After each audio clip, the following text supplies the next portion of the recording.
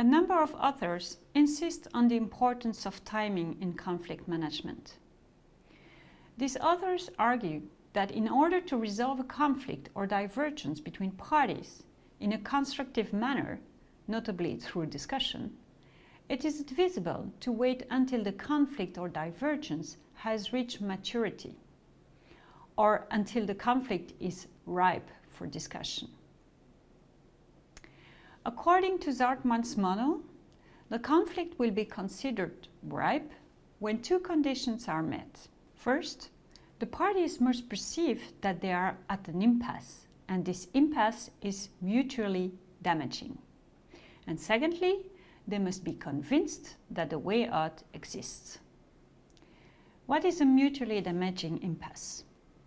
It is a situation in which neither party feels that it is able to win, able to achieve its objectives by overpowering the other party.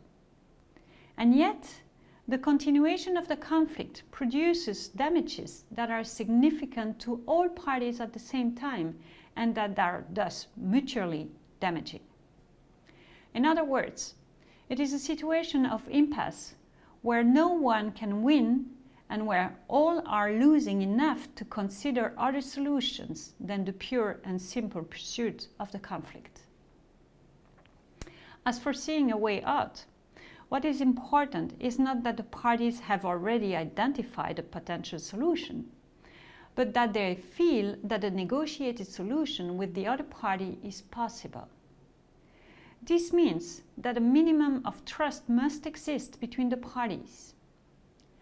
As long as this minimum of trust is not acquired, deadlocks are then considered as an inevitability against which nothing can be done. While Zartmann's model addresses the issue of conflict maturity in terms of necessary conditions, another author, Dan Prutt, proposes a reformulation in terms of psychological states. In particular, Prutt suggests replacing the criterion of perceived mutually damaging impasses with a motivation variable. And he proposes replacing the idea of a way out with an optimism variable. In other words, according to Prutt, a conflict will be ready to be discussed and managed if the parties are strongly motivated to do so, and if they are optimistic about their ability to do it.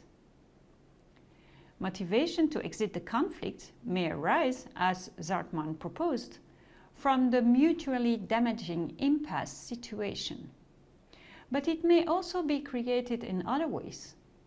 For example, motivation increases under pressure of third parties.